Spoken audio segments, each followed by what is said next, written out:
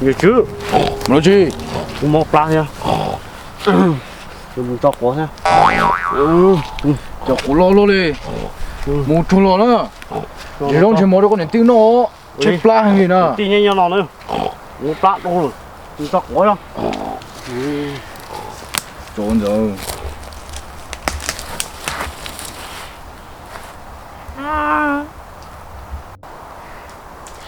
Hết trò cha ni ở trên này họ chỉ cho quả bông tới tên nó ý à cái bua thế nào nếu họ chỉ nhìn thấy theo cho quả ya bé tin thế nào Giờ, giờ tao lo mà. Bên cho bơi luôn đầu tiên nó sao? Đi tới cái thêm bua sư. Đã chỉ mà nếu chú ấy thì là một chỗ ít nhiều khó để cho bữa tổ tệ ấy thì là chú lo gì cho của sai tiền trên này cho chết sơi nếu chỉ nhiều hụt theo nếu chỉ bỏ chạy nó cha nếu chỉ bỏ chạy cứ theo nếu chỉ nhiều hụt cứ liều giờ giờ có cái này chạy được đùa thế rồi có bộ cổ của tao mình chơi được con à ôi yo trời cha có giờ trổ luôn nè hay bộ cha là cái chỉ bỏ liều có chê trổ đi buôn tham mà ồ giờ ấy có gì nó bùa thế rồi thế nó chỉ muốn bùa ít bên muốn cho tao cứ hạ tổ cùng mà đi chỉ bùa được con nó trời liều trời chỉ bỏ hay có liều trời chạy nó chỗ lò đi theo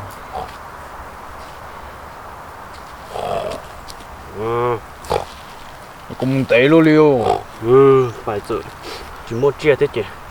Giờ chiều nâng phải có bút tỏ han lột trong bên đó. cho lo Quá chỉ nó là nó mỏ xí nữa. Rồi. rồi nó mò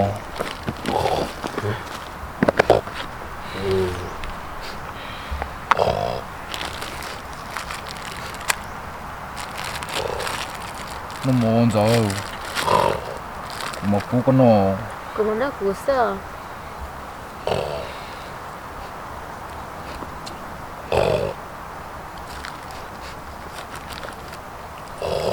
một cao lá thơm mà giờ có chín nó là Nhớ chưa nên tôi mua địa chân nó tà nè. ồ nhiều ly gì có dùng ít bia rồi nữa nó trâu ấy mà đi mua được con nó nữa Ô li mà.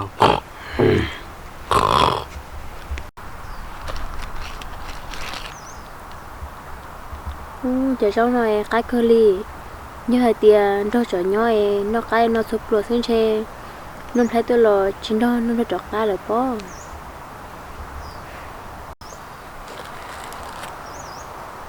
rồi có một tàu trâu cho mà trâu chỉ mua Nhớ chưa. Ủa tôi chỉ tốn nó nè. nó kia cơ hội mua Ô li đó.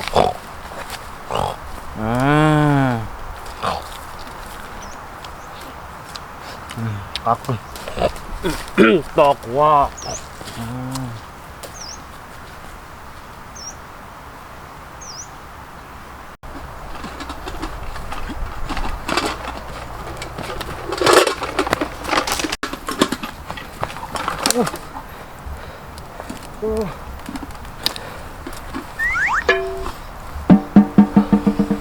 Chó nó xa.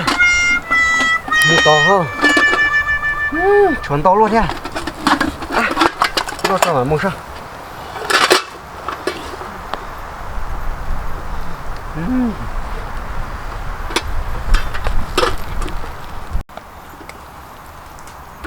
Chỉ tao chết đi.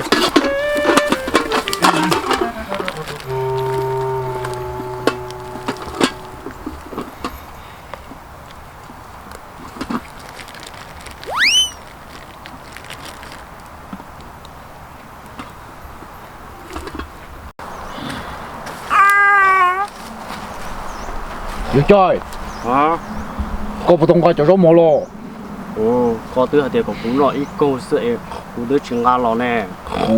cho có một tổ luôn à đó khi mùng ga có chung mùng ga ấy ấy chỉ biết một đứa chỉ nó mồ à ấy có nửa tiêu mùng nhau tổ cho có trong tổ tổ có Oli mà giờ chưa. Tôi trông xe đó. Oli.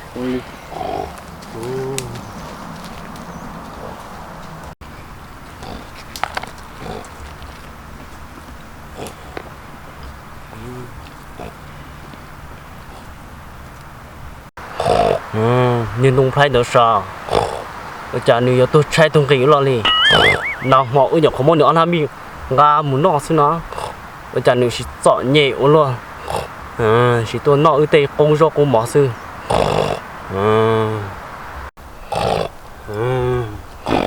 Rồi nó có cho chủ bỏ sư.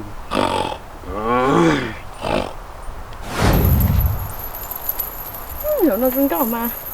Thì nó thấy nữ chủ phổ sư mà.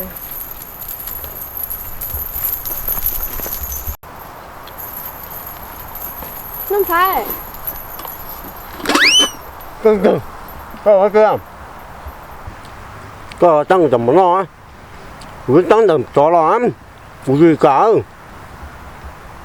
Nó thấy con chuyện để nó mà. Chỉ bỏ lo, mì lo, ấy có chuyện nhẹ lo. Wow. Nước mùa. Là dầu nó ra.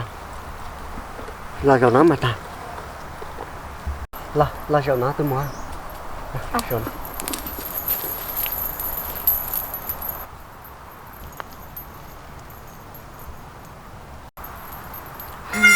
Nó thấy, còn nó chỉ trong rồi, chứ cho có tư thế cũng rồi. Sao tao con à? Đây.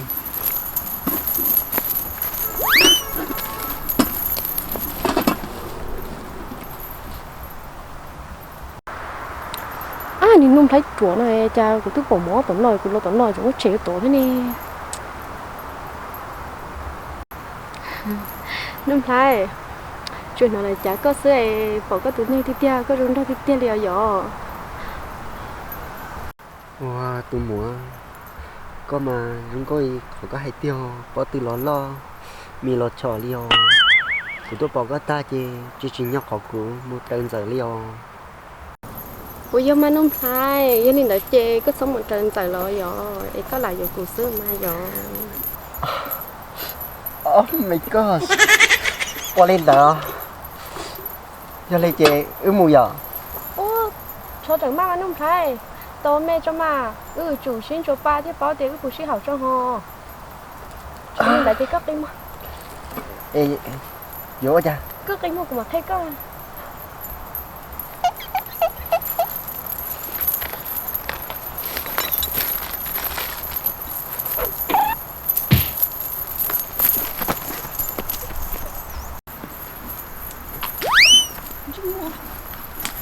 Mua. Uầy. Cái tiền nào của xin cho ba này cho tôi. Của cho mó này. Cho tôi là. Tôi mua.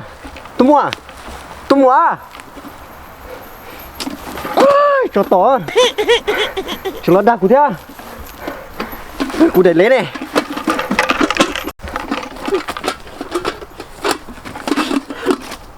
Dạ ơi, nhưng chỉ mất tiền luôn, tèo một cái con luôn rồi. Mua xe xong rồi.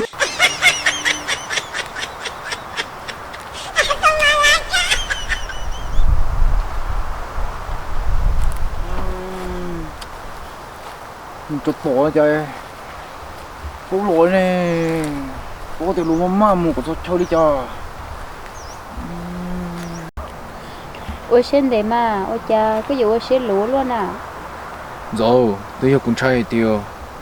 Đi chả có tôi nên để có một chế số. lo dân đã chê cũng mà lý do mà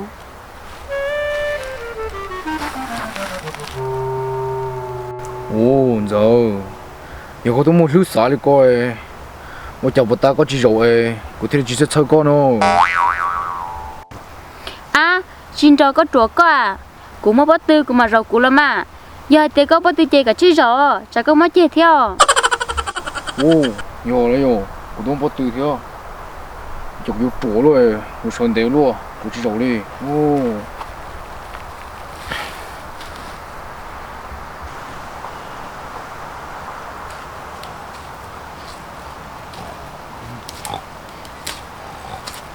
Không lo được không? Ồ, cho cái môn tệ luôn à. tôi giờ cũng chẳng muốn bỏ nên nung phải tôi trái nữa là mỗi cho rau mỏ trắng non rồi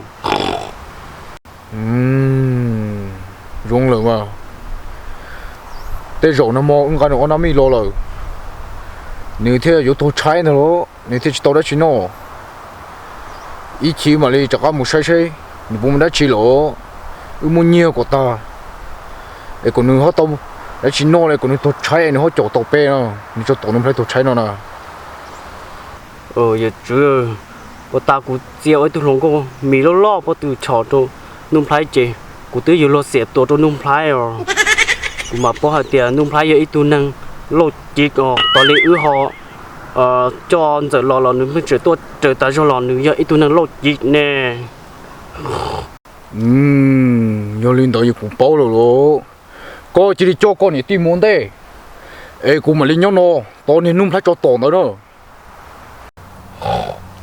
我领导哦，也对了，一百哦，高手，搞个帮忙嘛。对啥？ta chỉ cho cá sư.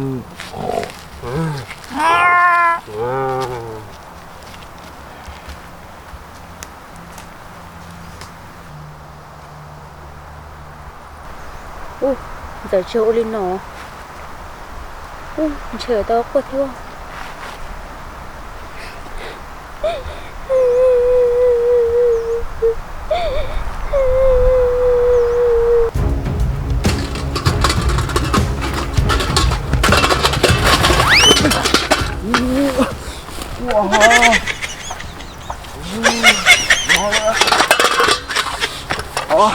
Ăn thôi ta luôn.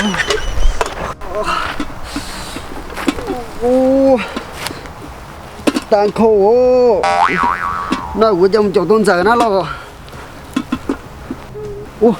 giờ sao chẳng giờ có quần nữa nè giờ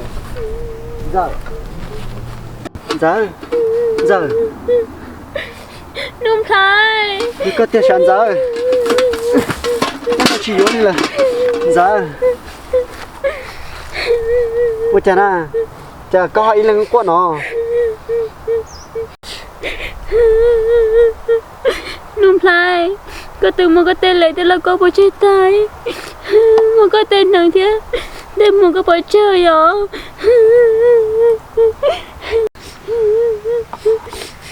giờ tên nó chỉ cũng bắt tôi bắt con thôi mà Nung Thái cho tôi cho có tôi thế nào có chơi bộ chơi kia ở một treo đó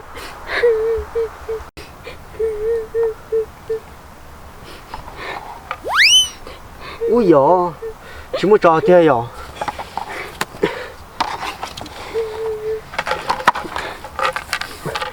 dạ dạ tôi chơi một chơi sao sao quá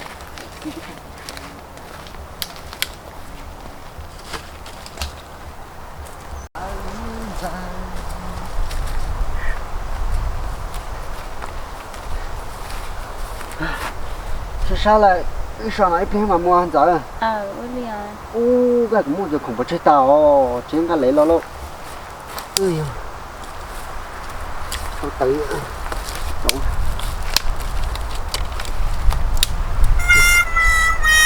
cái đó chơi vậy đặt ba sao Nung Thái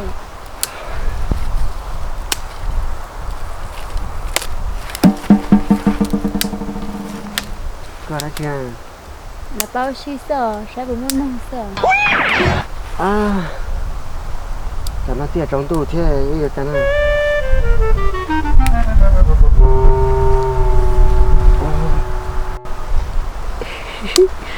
nhưng giải này móc cũng mò ho mà nó chỉ là dễ xứ lắm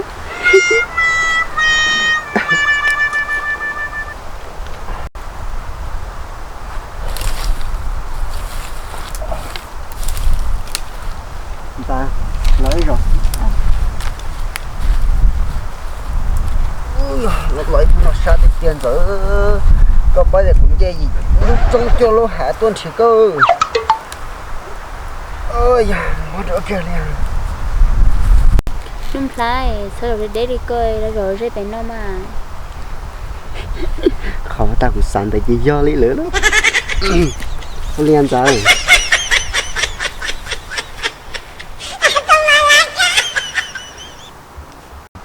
nung play muốn nói nó đã chịu giờ và tàn đấy có hai cậu cùng mua của tây chú dân và chơi ta lại chỉ tao cho một tua nà tôi không nói và tay có những gì cho mùi gió gió khó theo nên nó nè cá cơ hồ cho rốn nữa nè chỉ bảo theo nung play và tay cứng ra hay tia cứng ra một chỗ của này cứng ra con lò sư chỉ bảo hay tia cứng ra mùi gió lúc khứ tử giờ nên đừng chơi nó quá là bó cho khỏi tia trời tới chứ mất quá là những ông mỏ nè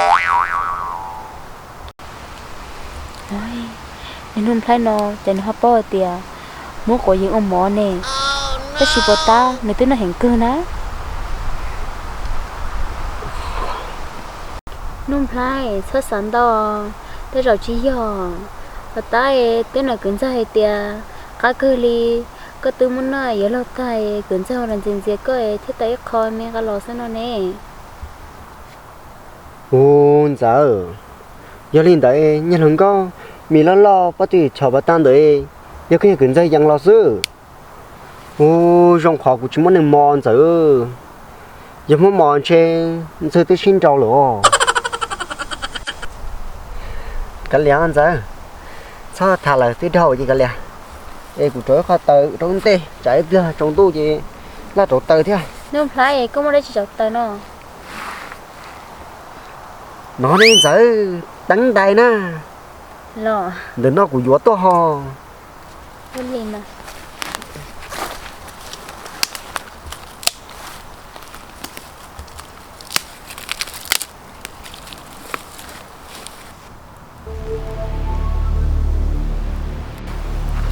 trời ơi lắm một chơi rồi lú cho tua ê giờ nè có bạn giờ nào đó có chín tuần giờ lo ta xin nó đó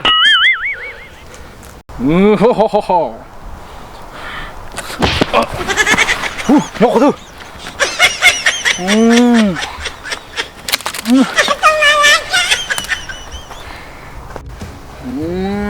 đúng thôi không có hình hiệu số lô lô có được phục mình nó đó có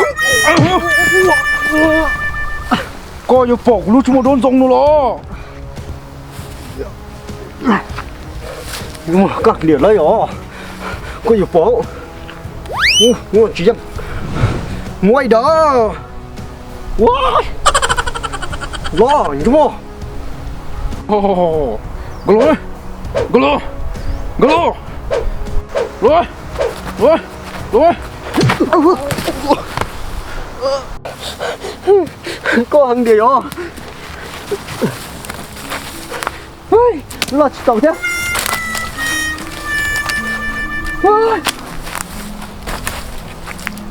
lo sao có hàng gì à tổ cũng mới lo rồi rồi có sao cái nước lúa cũng thay nó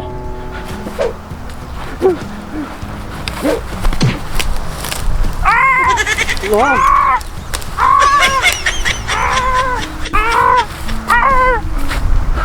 không phải cô tụi cô chưa đó hàng gì ra chúng tôi muối nè mỏเลยà rồi mà cũng chỉ cho cái chết kia giờ cũng mất gì á chưa có tông tua giờ cũng chết tông giờ giờ có tông có bao nữa